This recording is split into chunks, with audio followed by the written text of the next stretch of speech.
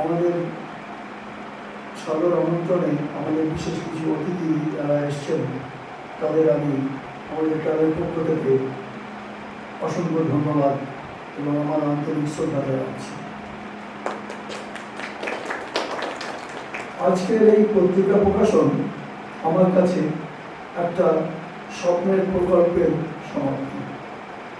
যারা আমার এই স্বপ্নের প্রকল্প এটিকে সার্থকভাবে রূপ দিলেন, আমি তাদের কথা না বলে পারছি না। আমি তাদের কাছে কৃতজ্ঞ। এই চারজনের নাম আমাকে না বললে আমি নিজেকে ক্ষমা করতে পারবো না। এরা হলেন আমার বন্ধু পত্নী শ্রীমতী মনিকা মুখার্জি, অনির্বাণ চক্রবর্তী আমার বিশেষ বন্ধু, অসীম ব্যানার্জি এবং কুমার চ্যাটার্জি আমার ভাতৃসময়। আমি চাইব যে আপনারা সকলে একটা হাত তালি দিন এবং তাই অশেষ পরিশ্রম করে এবং আমার ওই প্রতিদিনের ফোন করা কী হলো এগুলো তারা সহ্য করেছেন। আমার মুখের উপরে কখনো বলেন না একটু চুপ করুন আপনি, কিন্তু আমি গত 3 মাস ধরে এই এদের সঙ্গে লেগে বলেছি ভাই এই কাজটা তোমরা সুষ্ঠু হতে পারো। বহু সময় বলা আমাকে ফোন করেছে, আমি বলেছি দেখো ভাই পত্রিকাটা তো আমরা একবারই বার করছি, এটা যেন এমন একটা গ্রন্থ হয় যে 10 বছর বাদে যারা 60 বছরের উদ্যোগ উপভোগ করবে তারা যেন মনে করে হ্যাঁ 50 বছরে আমরা কি করেছিলাম, কি করতে পেরেছিলাম।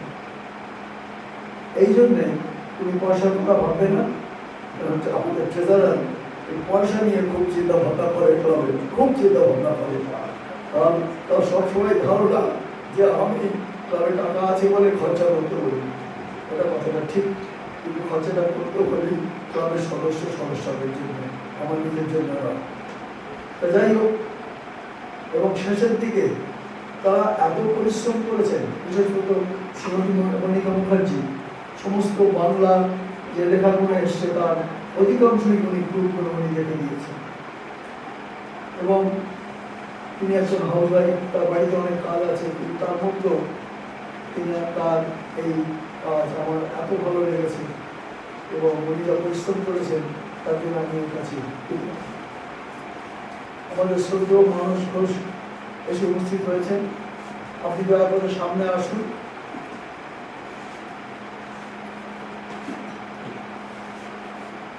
আমি সভাপতি, কিন্তু সভাপতি হিসেবে নয়, আমি একজন সাধারণ পাঠক হিসেবে আমার বলতে কোনো দ্বিধা নেই, আমি একজন অ্যাডমায়ার। আমি আপনার যখন বাংলা স্টেশন তৈরি করেছি এবং আমি শুনেছি যে আপনি নাকি আমার বাড়ির কাছাকাছি বন্ধুটা থাকতেন। আমি এখন একদম জনসম্বন্ধে ঠিক উচ্চ করে থাকি। তা আপনাকে আর কি বলবো, আমার কৃতজ্ঞতার শেষ নেই যে আপনি আজকে এখানে এসেছেন, আপনার মতো ব্যক্তিত্ব এসে আমাদের এই অনুষ্ঠানটাকে সমৃদ্ধ করেছেন, আমরা সবাই সমৃদ্ধ হব। আমি বড় হয়েছি বসিরহাটের মতো একটা ছোট্ট শহরে। 50-এর দশকের গোড়ার দিকে সেখানে কোনো ইলেকট্রিসিটি ছিল না। আমি মাধ্যমিক পরীক্ষা দিয়েছি, তখনকার দিনে ক্লাস 10 ছিল, হারিকেনের আলোয় আমরা পড়াশোনা করতাম। তখন বসিরহাটে কিছুই ছিল না। আজ শুনছি বসিরহাটে একটা নতুন জেলা হবে, কিন্তু বসিরহাটে কিছু ছিল না। কিন্তু একটা জিনিস ছিল, আমার বাড়ির পাশেই তখনকার দিনে যারা প্রাক্তন বিপ্লবী ছিলেন, যারা স্বাধীনতার জন্য সংগ্রাম করেছিলেন, তারা একটা লাইব্রেরি করেছিল। একটা লাইব্রেরি, কিছুই ছিল না বসিরহাটে, কিন্তু একটা লাইব্রেরি ছিল, আর আমার স্কুলটা ছিল। সেই লাইব্রেরিতে একটা ছোট শহরে আমরা ছিলাম। সেই লাইব্রেরির বড়রা আমাদের শিখিয়েছিলেন, বই পড়ার অভ্যেস করিয়েছিলেন। সেখান থেকেই বই পড়ার অভ্যেস। বই পড়ে তারপরে কলকাতায় আসলাম, স্কটিশে ভর্তি হলাম। আজকে শুনতে পাচ্ছি যাদবপুরের ছেলেরা ইংরেজি বুঝতে পারে না বলে ইতিহাসের ছাত্ররা ছেড়ে দিচ্ছে। সেই সমস্যা আমারও হয়েছিল। বসিরহাটের মতো স্কুল থেকে এসে স্কটিশ কলেজে পড়া, সব কিছু পড়ানো হচ্ছে ইংরেজিতে, সেদিন সমস্যা আমিও। কিন্তু সমস্যা তো থাকলে তার সমাধান বার করতে হবে। সমস্যা থাকলে তো সেই সমস্যা এড়িয়ে গেলে হবে না। তাই সেই 4 বছর স্কটিশে পড়ার পরে বিদেশে চলে গেলাম।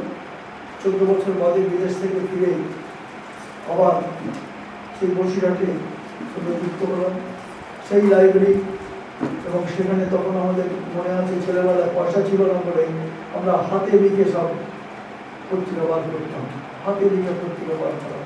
আপনাদের বলে রাখি, আমি কিন্তু কখনো লিখিনি, এক লাইনও লিখিনি, এক লাইন কবিতাও লিখিনি। কিন্তু আমি প্রচেষ্টা করেছিলাম যারা লেখেন, আমাদের বন্ধুদের মধ্যে যারা ভালো লেখালেখি করতে পারে তাদের দিয়ে আমি একটা পত্রিকা বার করার চেষ্টা করেছি।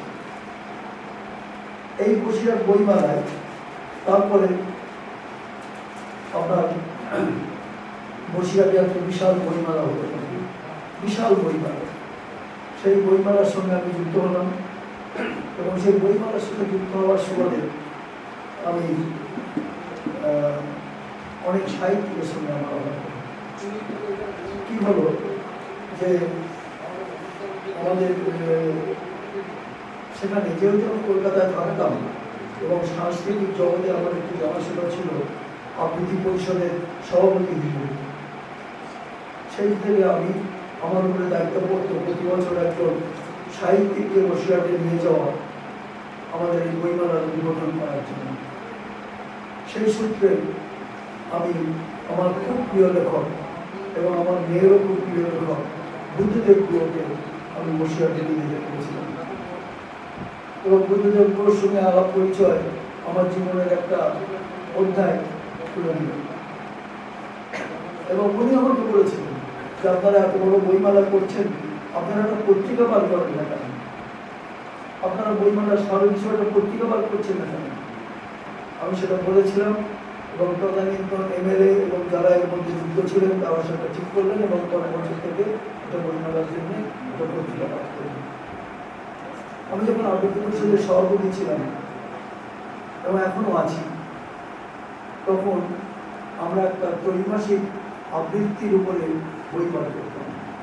আপনারা জানেন যে 90-এর দশকে কিন্তু আবৃত্তি আজকের মতো ছিল না। তখন কিন্তু সবাই আবৃত্তিকাররা খুব স্ট্রাগল করছেন। তখনকার দিনে মোবাইল ফোন ছিল না, অন্তর্জালে কিছু করা যেত না। আমার বন্ধু সুদীপ চ্যাটার্জি আবৃত্তি পরিষদের সেক্রেটারি, যখন কম্পিটিশন হতো বিভিন্ন জায়গায়, তখন কম্পিটিশন হতো, সে কবিতা পৌঁছে দিয়ে আসতো। প্রণতি মিত্র মোৎসবীর নাম শুনেছেন আপনারা, তার বাড়িতে তখনকার দিনে বিশাল নাম করা ছিল, তুলসী রায়, তাদের বাড়িতে কবিতা পৌঁছে দিয়ে আসতো। আর বাটাতে একটা বিশাল বড় কবিতা আপনার হতো, কম্পিটিশন হতো। আজকের দিনে সেই সূত্রে আমার সঙ্গে প্রদীপ ঘোষ সঙ্গে আবার অসাধারণ ব্যক্তিত্ব, আর পার্থ ঘোষ আমার স্কটিশের ক্লাসমেট, আর গৌরীর সঙ্গে আলাপ। এই যে কবিতার পত্রিকাটা আমরা বার করতাম, তাতে এদের ইন্টারভিউ থাকতো, এদের কবিতা সম্বন্ধে চিন্তা ভাবনা থাকতো। ডক্টর শান্তনু, তিনি কণ্ঠ দেখেন, তার কাছে লোকে যেত সবাই। জগন্নাথ, পূর্ণি, এদের কাছে এখন একটা আমরা ইন্টারভিউ নিতাম। কেননা আজকের দিনে এটা খুব সোজা হয়ে গেছে, সবাই অন্তর্জালে নিজে পাঠিয়ে দিল, কিন্তু তখন তো ব্যক্তিগতভাবে গিয়ে দিতে হতো। আমি আজকে দুটো কথা বলে আমার অনুষ্ঠান ছিল, বক্তব্য শেষ করছি। আমাদের যে পরের প্রজন্ম, আমাদের পরে যারা এই ক্লাবের দায়িত্ব নেবে, এখানে দেখছি মানে জিউ রয়েছে, এখানে রাজশ্রী রয়েছে, এদের আমি একটা কথা শুধু বলবো, মা অ্যাঞ্জেলো একটা কোটেশন দিয়ে আমি কথাটা বলবো, you will face many defects in life, you will face many defeats in life, you will face many defeats in life, but never let yourself be defeated. Never let yourself be defeated. আর একটা কবিতার কয়েকটা line দিয়ে আমি শেষ করছি। আমি আমার প্রিয় কবি, যদিও আমি সাহিত্য জগতের লোক নেই, আমি একটা ইঞ্জিনিয়ার, কবিতার পুরো কবিতাটার জন্য আমার লাস্ট লাইনটা মনে ছিল, পুরো কবিতাটার জন্য আমার মেয়ের সাহায্য নিতে হয়েছে। রবার্ট ফ্রস্টের একটি কবিতা, আমি 82 বছর বয়সের কবিতাটা আপনার সামনে একবার পড়ে শোনাচ্ছি, যে কবিতাটা আমাদের প্রেসিডেন্ট কেনেডিকে উদ্বুদ্ধ করেছিল তখন আমি বিদেশে। The woods are lovely, dark and deep, but I have promises to keep, and miles to go before I sleep, and miles to go before I sleep. Namaskar.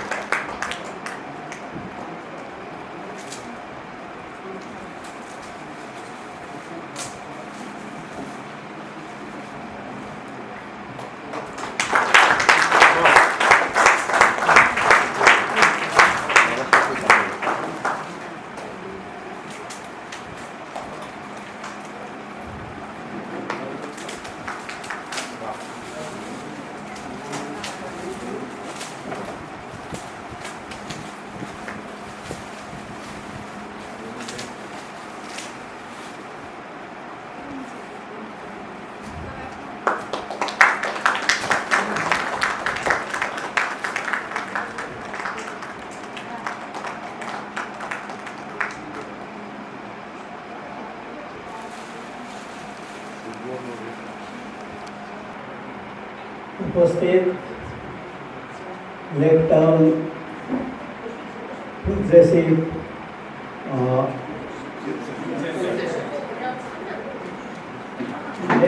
Progressive youth সেন্টারের সঙ্গে সংশ্লিষ্ট সবাই যারা আছেন, জ্ঞানী গুণী সমাজের প্রতিষ্ঠিত বিদগ্ধজন, মঞ্চে উপবিষ্ট আছেন বয়োজ্যেষ্ঠ প্রেসিডেন্ট অমরেন্দ্রনাথ দাস এবং অন্যান্য সম্মানীয় ব্যক্তি যারা, তাদের প্রত্যেককে আমি আমার অন্তরের তরফ থেকে অকৃত্রিম শ্রদ্ধা নিবেদন করছি এবং সবাইকে শুভ সন্ধ্যা জানাচ্ছি। আজকে এরকম একটা সুন্দর সান্দ্র মহতী সভায় আমাকে আমন্ত্রণ করার জন্য আমি শ্রী প্রবাল চ্যাটার্জি এবং ক্লাব কর্তৃপক্ষ, তাদের অনুমোদন ছাড়া এটা সম্ভব হতো না, তাদের সকলকে আবার আমার তরফ থেকে ধন্যবাদ জানাচ্ছি। এই ক্লাব সম্বন্ধে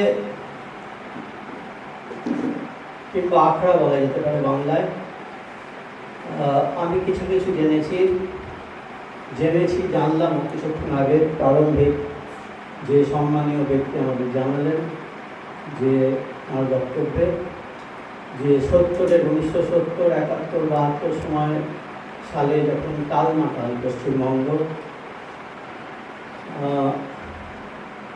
কিছু ব্রিলিয়ান্ট ছেলে মেয়ে একটা আদর্শ হয়তো প্রথমে ছিল এবং সেই আদর্শে কিছুটা উন্মাদ হয়ে তারা রাস্তায় নেমেছিলেন, গ্রামে গ্রামে গিয়েছিলেন, গ্রাম দিয়ে শহর ভিড়লেন, এভাবে একটা পরিকল্পনা করেছিলেন, সমগ্র রাষ্ট্র ব্যবস্থাকে পরিবর্তিত করবেন, এরকম একটা স্বপ্ন তাদের ছিল। কিন্তু অচিরেই সেই স্বপ্ন অঙ্কুরে বিনাশ হয়। নানান কারণ আছে, সেসব ব্যাপারে আমি যাচ্ছি না। বিশেষত আজকে এই পবিত্র দিন, যেখানে 75 বছরে আমরা পেরিয়ে এলাম স্বাধীনতার, সেই দিনে আমি সেই সব রাজনৈতিক অরাজনৈতিক চোরা স্রোত ফাটল এসবের মধ্যে আমি যাচ্ছি না। আমি শুধু বলছি সেই একটা সময় যখন অনেক মূল্যবান প্রাণ আমরা হারিয়েছি, অনেক মূল্যবান মেধাবী মনকে, প্রতিভাকে আমরা হারিয়েছি। তো সেই সময় যখন সারা কলকাতা জুড়ে, সারা পশ্চিমবঙ্গ জুড়ে বস্তুত যখন একটা হিংসা, উগ্র এক ধরনের রাজনীতি, রাষ্ট্রের মারাত্মক নিষ্পেষণ, এই সব কিছু চলছে, যখন মানুষ বাড়ি থেকে বেরোতে ভয় পাচ্ছে, তখন আমি অবশ্য স্কুলে পড়ি, খুবই ছোটো, তবু আমি দেখেছি, তখন 9-10 সম্ভবত পড়ি। তো সেই সময়ে এই 1971 সাল থেকে এরকম একটি সুন্দর বিদগ্ধ মানুষদের নিয়ে, এলাকার অভিজাত সম্প্রদায়কে নিয়ে এবং নতুন প্রজন্মের ছেলে মেয়েদের উৎসাহ দান করতে যে আখড়া কিংবা ক্লাব তৈরি করা হয়েছিল, সেটাই তো ছিল স্বামী বিবেকানন্দের আদর্শ। কারণ তিনি বলেছিলেন যে ফুটবল উপনিষদ পড়তে হবে না, গীতা না পড়লেও চলবে, কিন্তু ফুটবল খেলতে যেতে হবে, মনকে উন্নত করতে হবে, শরীরকে উন্নত করতে হবে। সেই চিন্তা হয়তো কল্পনায় রেখে, মননে রেখে এই ক্লাব তৈরি হয়েছিল। আজকে 2022 সাল, অনেক বছর হয়ে গেল। আমি শুনেছি যে এরকম একটা সুন্দর বিল্ডিং, এটা সদস্যরা কিংবা এলাকার যারা যুক্ত এখানে, তারা তাদের নিজস্ব অর্থ দিয়ে এই সুন্দর বিল্ডিংটা তৈরি করেছেন। এখানে কোনো সরকারি সাহায্য নেই, রাষ্ট্রের কোনো সহায়তা নেই। নিঃসন্দেহে এটি একটি প্রশংসাজনক একটা ব্যাপার, প্রশংসার অপেক্ষা রাখে। এবং আরও আমি জানলাম যে এখানে শীতকালে নানান ধরনের খেলাধুলার ব্যবস্থা করা হয়, ব্যাডমিন্টন খেলা, দাবা প্রতিযোগিতা, এলাকার ছেলে মেয়েদের স্বার্থে তারা এখানে যোগদান করে এবং সারা বছর এই অঞ্চলটাকে, এই ক্লাবটাকে, ক্লাব অঙ্গনকে তারা আলোকিত করে রাখে। এটা খুবই ভালো ব্যাপার। এখন আমি শ্রদ্ধেয় প্রেসিডেন্ট অবনীন্দ্রবাবুর কথা, উনি বলছিলেন যে আমি কিছু লিখিনি, কিন্তু উনি তো একটা লিখে রেখে এনেছেন 3-4 পাতা দেখলাম, ওটা উনি নিজেই লিখেছেন। এখন লিখেছেন, লিখেছেন তা না। আর ওনার কথা শুনতে শুনতে আমি অদ্ভুতভাবে কিছু কাকতালীয় ব্যাপার লক্ষ্য করেছিলাম। যেমন ওনার বাড়ি বসিরহাটে, তো আমারও আদি বাড়ি, যদিও সেখানে আমাদের খুব একটা যোগাযোগ নেই, আমাদের আদি বাড়ি বসিরহাটে ভেবিয়ার গ্রামে। তো উনি বসিরহাটের মানুষ, আমিও বসিরহাটের মানুষ। অদ্ভুত একটা মানে কাকতালীয় ব্যাপার। যদিও আমি বলছি যে জীবনে মাত্র দুবার আমি গেছি ওই ভেবিয়া গ্রামে। একটা খুব মজার ব্যাপার ঘটেছিল, এটা তো আড্ডারই একটা সন্ধ্যা, সুতরাং কিছুটা বলাই যায়। তো তখন আমি ক্লাস 4-এ পড়ি, তো মাটির বাড়ি, দোতলা বাড়ি, মনে আছে অনেক জমি জমা পুকুর টুকুর ছিল, সেসব এখন আর নেইটাই, আমরা খবরও রাখি না।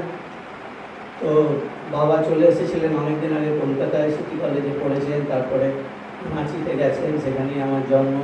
ওখানে গালা ফ্যাক্টরিতে উনি ম্যানেজার ছিলেন, এসব অনেক গল্প আছে। তো সেই কোনো একজনের বিবাহ, তিনি বোধহয় এখনও আছেন কি নেই, তার বিবাহ উপলক্ষে আমরা গিয়েছিলাম নিমন্ত্রিত হয়ে, আমি, মা আর বাবা। তো আমি তখন ছোট ছেলে, তো আমাকে রাতে ওই হারিকেনে রাখো, শহর থেকে গেছি, রাতে একটা ওই তক্তপোষের ওপর শুতে দেওয়া হয়েছে রাতে। হঠাৎ আমি দেখলাম যে আমার পায়ে একটা কি যেন কামড়ালো। তো আমি তো খুব ভয় পেয়ে গেছি, আমার বরাবরই ওই সাপে খুব ভয়।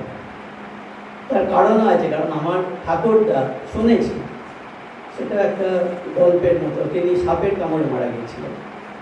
সন্ধ্যাবেলা ফিরছিলেন, বর্ষার দিন, তার হাঁটুতে বিষধর সাপ কামড়েছিল। তিনি 2 দিন বেঁচেছিলেন ওই অবস্থায়, এবং বলেছিলেন আমাকে একটা, ওনাদের ভাষা, আমাকে একটা দা দেওয়া হোক, দা দাও। আমি হাঁটু থেকে ওই জায়গাটা বাদ দিয়ে দিই, কেউ দেননি। তারপরে 1.5 দিন কিংবা 2 দিন বাদে তাকে স্বাস্থ্যকেন্দ্রে নিয়ে যাওয়া হয়, মানে তখনকার স্বাস্থ্যকেন্দ্র, ধরুন সেটা কত হবে আমি জানি না, 1920-21 সাল হবে। এখনকার স্বাস্থ্যকেন্দ্র যারা গ্রামে গেছেন কিংবা গ্রামে চাকরি করেছেন, আমি করেছি, তো তারা জানেন কিছুটা হয়তো উন্নত হয়েছে, কিন্তু আরও অনেক উন্নতির অবকাশ আছে। তো তখনকার স্বাস্থ্যকেন্দ্র মানে তো প্রায় কিছুই সেখানে পাওয়া যায় না, কোনো ওষুধ পাওয়া যায় না, ডাক্তার পাওয়া যায় না, পরিকাঠামো নেই, কিছুই নেই। তো যাই হোক, শেষ পর্যন্ত তার মৃত্যু হয়েছিল। তো আমি যে ওই একটা 2টো কামড় খেলাম, হঠাৎ আমার মনে হলো যে আমার তখন থেকেই খুব সাপে, যে আমার বোধহয় সাপে কামড়েছে। আমি তো হই চিৎকার চেঁচামেচি শুরু করেছি। তারপর দেখা গেল, আবিষ্কার করা গেল যে আমি যার বিছানায় শুয়েছিলাম, এটা একটি ভদ্রলোকের বিছানা, আমাদেরই জ্ঞাতি গোষ্ঠীতেও, তো তিনি বেড়াল পুষতেন। তো প্রতিদিন ওই বেড়ালটি ওই জায়গায় শুয়ে থাকে। তিনি জানতেন তিনি তার বেড়ালের গায়ের ওপর পাতা দিয়েই শুয়ে থাকতেন, নাক কাটাতেন। আমি তো তাই জানি না, আমি ঘুমের অজান্তে কখন বেড়ালের গায়ে পা দিয়ে দিয়েছি আর বেড়াল আমাকে আঁচড়ে দিয়েছে। তার ফলে আমি ভয়ে মরছি যে আমার এরকম কিছু একটা হয়েছে। এটা একটা গল্প। আরও একটা মিল আমি লক্ষ্য করলাম, যখন আমি নন্দনে ছিলাম, ওখানে আমি 2000 প্রথমে ছিলাম স্বাস্থ্য দপ্তরে জয়েন্ট ডাইরেক্টর, ইন্ডিয়ান অ্যাডমিনিস্ট্রেটিভ সার্ভিসের সদস্য হিসেবে। তো যখন নন্দনে ছিলাম 2005 থেকে 2011 মার্চ-এপ্রিল অবধি, তো তখন ওখানে যে কমিটি ছিল, নন্দন কমিটি, তাতে প্রচুর বড় বড় মানুষ ছিলেন। যেমন তরুণ মজুমদার প্রয়াত হয়েছেন, সদ্য প্রয়াত, উনি চেয়ারম্যান ছিলেন।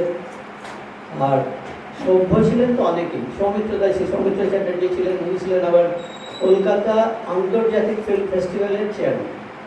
আর আমি ছিলাম কলকাতা আন্তর্জাতিক ফিল্ম ফেস্টিভ্যালের ডাইরেক্টর এবং নন্দনের অধিকর্তা, দুটো। তো সেখানে প্রথম যে কমিটির মিটিংটা ডাকা হয়েছিল, আমি নির্দেশিত হয়েছিলাম মিটিংটা ডাকতে, সেখানে বুদ্ধদেব গুহ একজন সদস্য। তো আমি মিটিংটা ডেকেছিলাম বাংলা ভাষায়। তো আমি একদিন বুদ্ধদেব গুহর একটা সুন্দর প্যাডে চিঠি পেলাম, আর সেই প্যাডের নানান জায়গায় ওই বনের, তো একজন বনের প্রেমিক, অরণ্য প্রেমিক, ওই সুন্দর ছবি দেওয়ার প্যাড, মুক্তর মতো হস্তাক্ষর, তাতে তিনি লিখছেন নীলাঞ্জন। আমি আশ্চর্য হয়ে যাচ্ছি যে তুমি সরকারি ও ইংরেজি গতানুগতিক পরিভাষা ত্যাগ করে বাংলাতে মিটিং দেখেছো।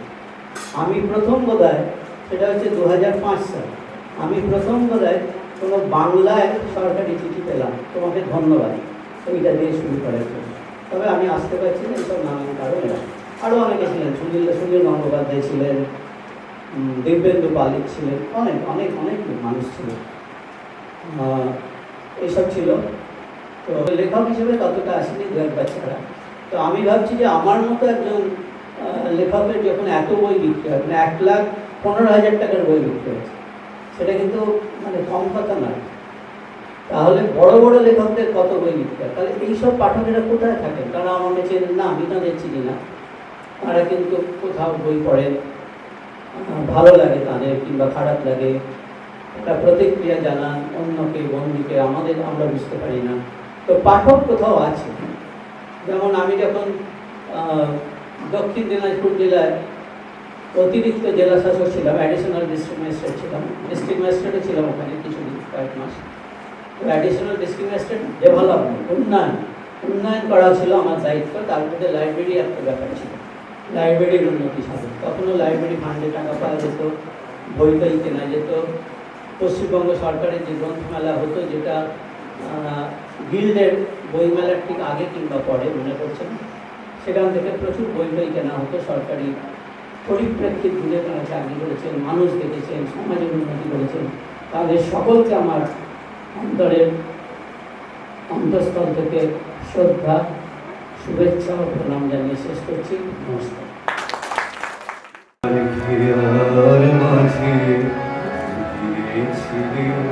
দেখতে আমি পাইনি তোমায়, দেখতে আমি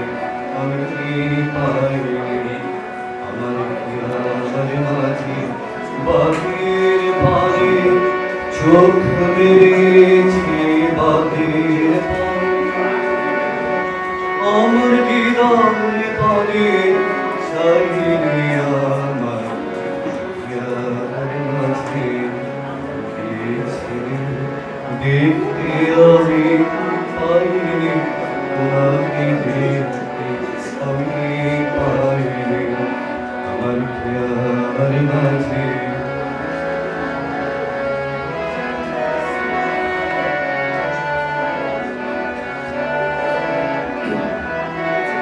আমার সকল ভালোবাসা, সকল আঘাত, সকল আশায়, আমার সকল ভালোবাসা, সকল আঘাত, সকল আশায় তুমি ছিলে আমার কাছে, তুমি আমি তোমার কাছে যাইলে। আমার জ্ঞানের মাঝে গিয়েছিলে, দেখতে আমি পাইনি তোমায়, দেখতে আমি পাইনি। আমার জ্ঞানের মাঝে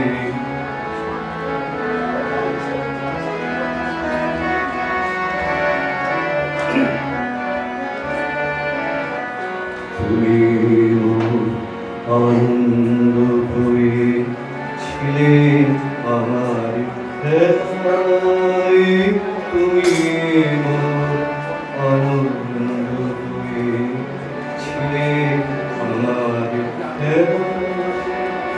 আনন্দে তাই ভুলেছিলে, আনন্দে তাই ভুলেছিলে, কেটেছিলে গোপন রোগী গভীর প্রাণে, আমার সুখের গানে। গোপন রোগী গভীর প্রাণে, আমার সুখের গানে সুর দিয়েছ তুমি। আমি তোমার গান গাইলে আমার জ্ঞান মাঝে গিয়েছিলে, দেখতে আমি পাইনি তোমাকে।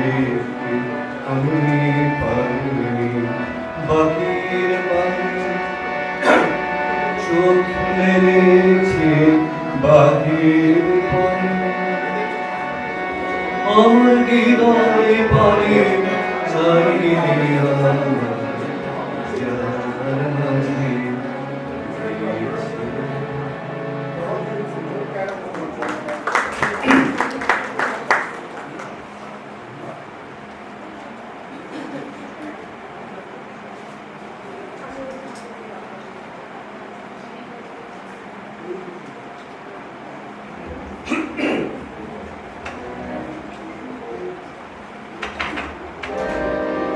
এখনো রাত্রি ঘুরে এমনি দীপ জলে যেন তার সারা পার তুমি যে আসবে বলে বুঝি না একে খেলা ভেঙে যায় পুরো মেলা বুঝি না একে খেলা ভেঙে যায় পুরো মেলা ভ্রমরা গুনগুনে আসে না ঘুরে তুমি কি তেমনি করে থাকবে দূরে আমার মন মানে না আমার মন মানে না কেন যে ধরা না দিয়ে ডাকো বাঁশির সুরে তুমি কি এমনি করে থাকবে দূরে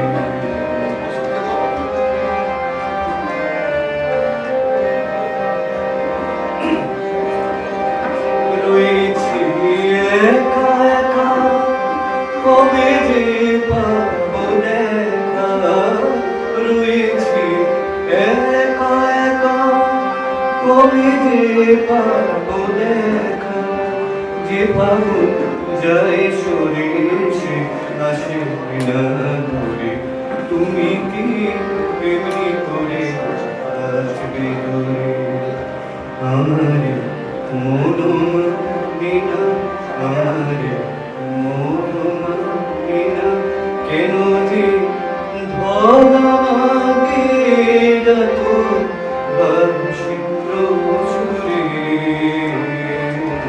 তুমি কি এমনি করে থাকবে দূরে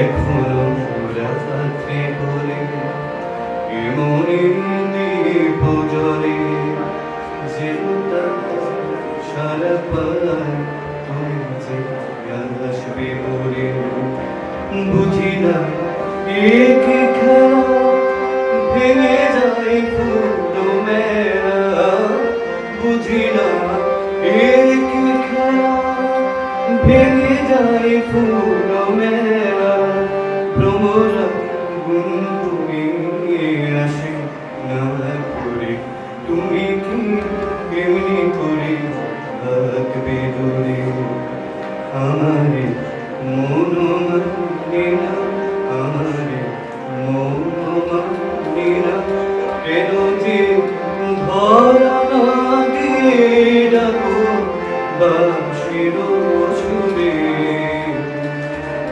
তুমি এমনি করে থাকবে দূরে তুমি এমনি করে থাকবে দূরে তুমি এমনি করে থাকবে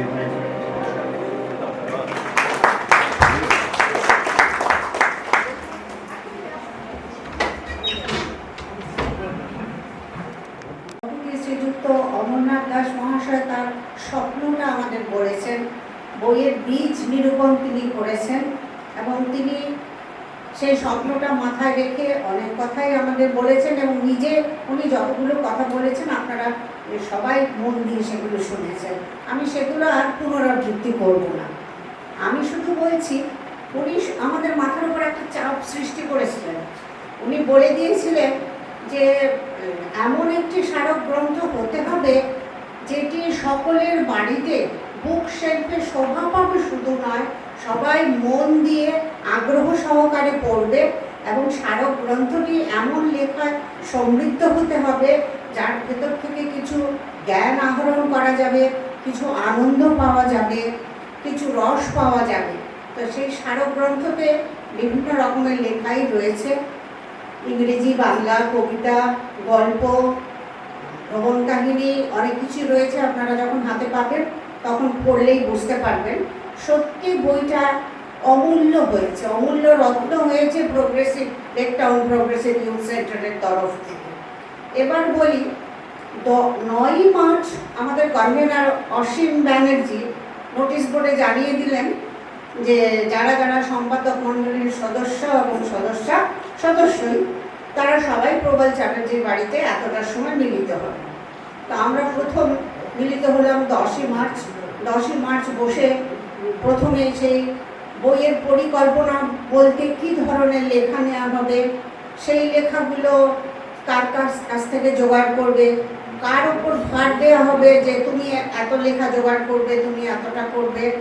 তারপর সেই লেখাগুলোকে আবার তাগাদা দিয়ে দিয়ে নিয়ে আসা সময় মতো, যাতে বইটাকে সময় মতো প্রকাশ করা যায়, সেই পর্ব চললো বেশ কিছুদিন ধরে। তারপর এক এক করে লেখা আসতে শুরু করলো।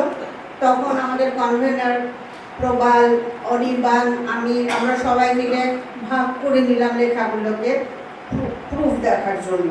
সে বাড়ি নিয়ে চলে আসতাম আমরা সবাই, এবং অরিজিনাল লেখাগুলোতে কোনো ভুল ভ্রান্তি তো ছিল না, কিন্তু স্বাভাবিকভাবে এত লেখা এবং বিশেষ করে বাংলা টাইপ করতে গিয়ে লেখার ভুল হয়নি। কারণ আমি নিজে বহুদিন ধরে অল ইন্ডিয়া উইমেন্স কনফারেন্সের সুভেনিরের দায়িত্ব পালন করেছি, পুজো কমিটির লেক টাউন বি ব্লক পূজা কমিটির সুভেনিরের দায়িত্ব পালন করেছি। সুতরাং ওই দেখাটা একটু বেশ কষ্টকর, কিন্তু কারণ একবার প্রিন্ট হয়ে এলো দেখলাম, সেকেন্ড টাইম আবার দেখছি যে আবারও কিছু ভুল বেরোচ্ছে। এই করে করে আমাদের প্রায় 3 মাস সময় চলে গেল, এবং শেষ মুহূর্তেও লেখা আসছে, এবং এত ভালো লেখা আসছে। বিশেষ করে এই অনির্বাণ চক্রবর্তীর একজন, নামটা আমি মনে করতে পারছি না, হ্যাঁ, সুবীর ঘোষ এত ভালো একটি লেখা দিয়েছিলেন। সে লেখাটা মানে প্রায় রিসার্চের পর্যায়ে, মানে ওটা আমরা যদি ছাপাতে পারতাম তাহলে আরেকটা অমূল্য রত্ন হতো, কিন্তু এত বড় লেখা ছাপানো আর গেল না। সেটা অনির্বাণকে অনুরোধ করা হলো, তুমি অন্তত কিছু শব্দ সংখ্যা কমিয়ে দাও, শব্দ সংখ্যা কমিয়ে দিয়ে এটাকে অ্যাটলিস্ট 2000-এর মধ্যে আনো, তাহলে যদি আমরা ছাপতে পারি। কিন্তু সেটা হয়তো অনির্বাণের পক্ষে আর সম্ভব হয়নি। কিন্তু খুবই ভালো লেখা, কারণ আমি নিজে পড়েছি, খুব ভালো লেখা। আর এই লেখার মধ্যে আরেকটি অমূল্য লেখা আমি বলবো, ডক্টর দীপ্তেন্দু সিনহার ছেলে অভিক সিনহা, প্রচণ্ড ভালো লেখা, তোমরা পড়ে দেখো। এবং বাস্তব সমস্যার সমাধান কী করে হবে এই প্রযুক্তির নিয়োগ করার ফলে যে হচ্ছে, সে লেখাটার মধ্যে সুন্দরভাবে ওটা বর্ণনা করা আছে। তো এভাবে আমরা প্রত্যেকে, অসীম কনভেনার, অসীম আর প্রবালের কথা বলবো, আমরা সবাই প্রবালের বাড়িতে নিয়মিত বসতাম, এবং প্রবালের বাড়ির সুগন্ধি চা এবং বিস্কিট খেয়ে 2-4 ঘন্টা সময় এসির হাওয়া খেয়ে আমরা কাজগুলো করতাম, কোনো কষ্ট হয়নি। কিন্তু প্রবাল, ওর চোখের সমস্যা আছে আমরা সবাই জানি, সেই চোখের সমস্যা নিয়ে ও যেভাবে কাজ করেছে সেটা সত্যি মানে প্রশংসার যোগ্য। মানে ওকে আমরা সত্যি ধন্যবাদ, আমাদের ছোট ভাইয়ের মতন ধন্যবাদ দেওয়া উচিত। তো এইভাবে আমরা শেষ মিট করি এই গত শনিবার 13ই জুলাই, সেদিন বইটা সম্পূর্ণ হয়ে চলে আসে, এবং আমরা দেখে খুব 13ই আগস্ট, 13ই জুলাই নয়, গত শনিবার। বইটা দেখে অসীম ভীষণ খুশি। দিদি কেমন হয়েছে বলুন? মানে খুব সুন্দর হয়েছে, বইয়ের কাভার, কালার কম্বিনেশন। আরেকটা কথা আমি মাঝখানে আমার বলা উচিত ছিল, বলতে ভুলে গেছি। আমাদের আরেকজন সদস্য শ্রী স্বপন দে মহাশয়, তিনি কোল ইন্ডিয়াতে চাকরি করতেন, কোল ইন্ডিয়া বেশ বড় পোস্টে ছিলেন। কোল ইন্ডিয়ার থেকে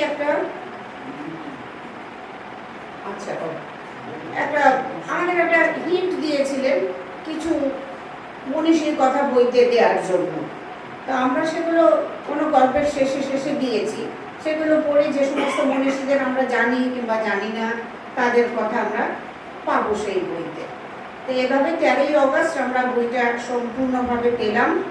আপনারা সবাই হাতে হাতে পাবেন, পড়বেন, এবং সত্যি বইটা মানে অন্যকে দেওয়ার মতন, নিজে পড়ার মতন, এবং নিজের বইয়ের আলমারিতে সাজিয়ে রাখার মতন, এবং এর পরের জেনারেশনও এটা পড়তে পারবে যে আগের জেনারেশন কীরকমভাবে এটা তৈরি করেছেন, কে কে লেখা দিয়েছে, কিভাবে গেট আপটা হয়েছে, সব কিছু একটা আন্দাজ পরের জেনারেশন পেয়ে যাবে।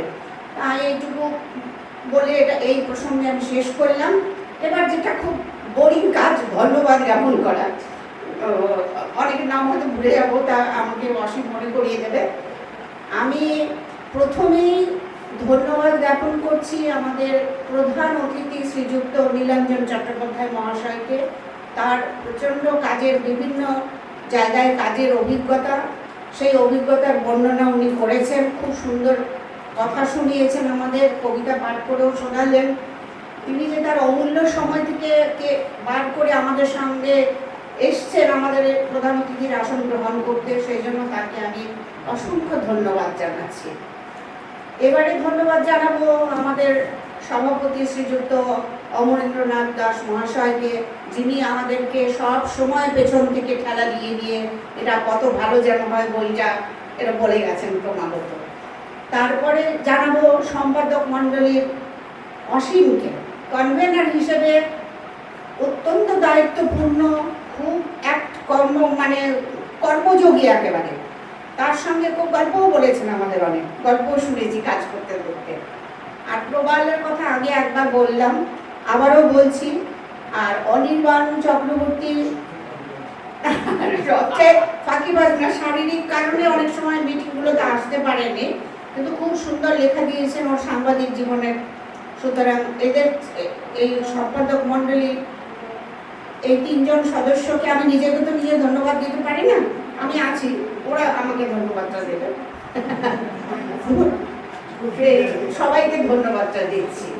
এবারে আমি আসব যিনি মুদ্রণ করেছেন, দেবাশিস পাল এবং দেবাশিস মণ্ডল এবং সন্তোষ কুমার ভর।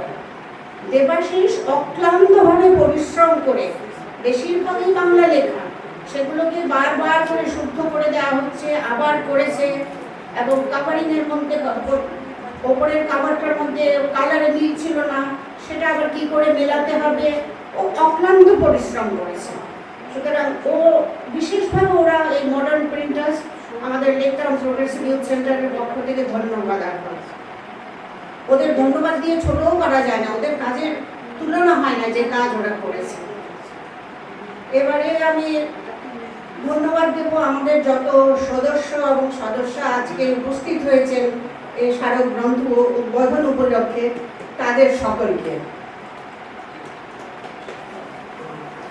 তারপরে আমি ধন্যবাদ দেব আমাদের সৌরেন, আমাদের ছোট ভাই সৌরেন বসুকে, যে খুব সুন্দরভাবে আজকের এই অনুষ্ঠানটা পরিচালনা করেছেন।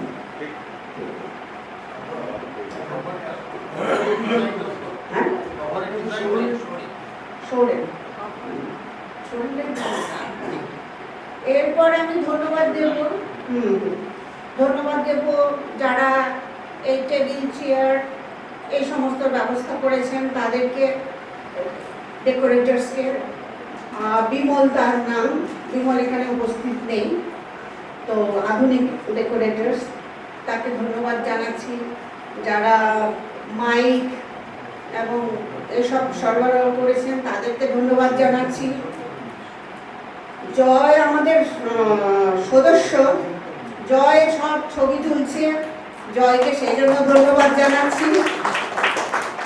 তারপর ধন্যবাদ জানাচ্ছি আমাদের বিশিষ্ট অতিথিবৃন্দ যারা আজকে এসে আমাদের এই অনুষ্ঠানকে অত্যন্ত সম্মান দিয়েছেন, আমাদেরকে সম্মান দিয়েছেন এসে। ওনাদেরকে আমরা সম্মান দিতে চেয়েছি, কিন্তু ওনারা এসে আমাদের সম্মান দিয়েছেন, সুতরাং তাদেরকে আবার সম্মান জানাচ্ছি। এরপর আসবো সিরাজ ঘোষালের কথা। সিরাজ ঘোষালও আমাদের সঙ্গে সব সময় আছে, সব কাজে আছে এবং সর্বতভাবে আমাদেরকে সাহায্য করে সর্বদাই। আর আছেন আমাদের এখানে তরুণকান্তি চট্টোপাধ্যায় ভাইস প্রেসিডেন্ট, তিনি উপস্থিত থেকে অসুস্থ ছিলেন, কিন্তু তিনি সুস্থ হয়েছেন এখন, সেটাই আমাদের কাছে খুব আনন্দের খবর। এবং উনি আমাদের প্রত্যেকটা অনুষ্ঠানে আসছেন, শুধু ওনাকে ধন্যবাদ জানাচ্ছি উনি আসার জন্য। আর এবার আমি অসীমকে হ্যান্ড ওভার করছি মাইকটা, বাকিটা অসীম পূরণ করে দেব।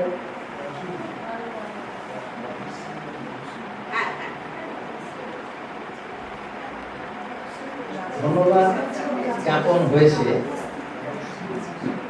আমাদের। আমি একটু ইনফর্মাল ওয়েতে একটু ধন্যবাদ দিতে চাই।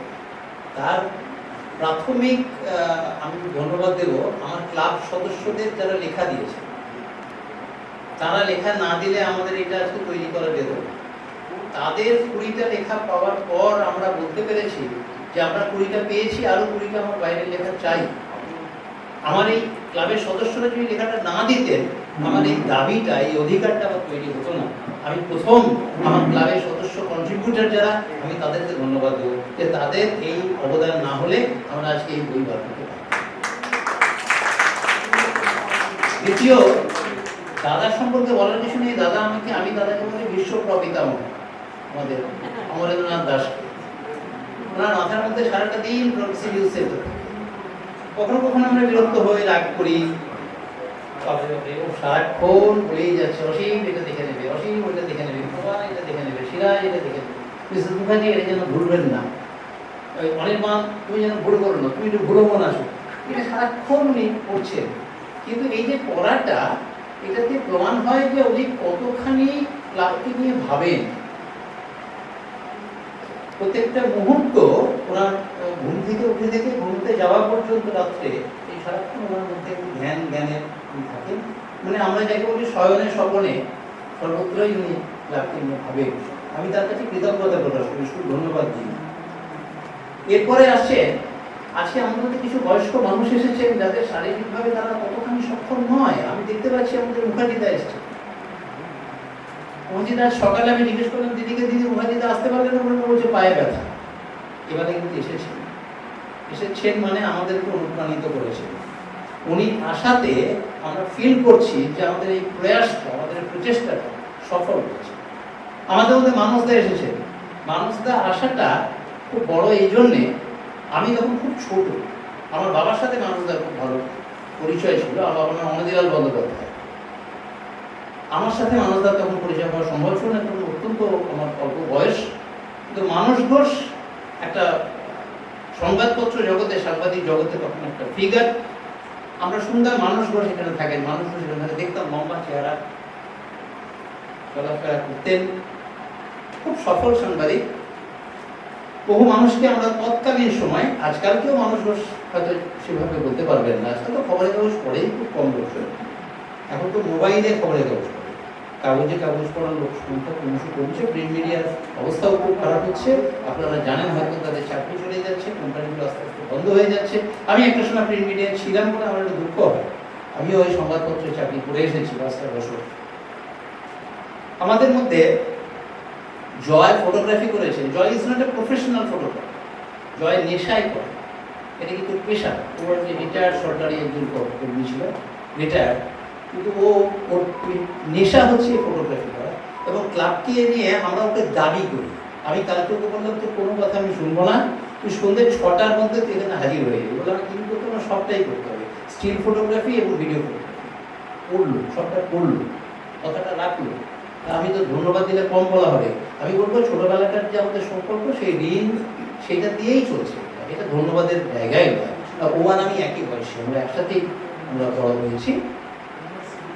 রঞ্জিতদা অসুস্থ ছিলেন, রঞ্জিতদা এসেছিলেন, সকালেও এসেছিলেন, রঞ্জিতদাকে আমি ধন্যবাদ জানাচ্ছি।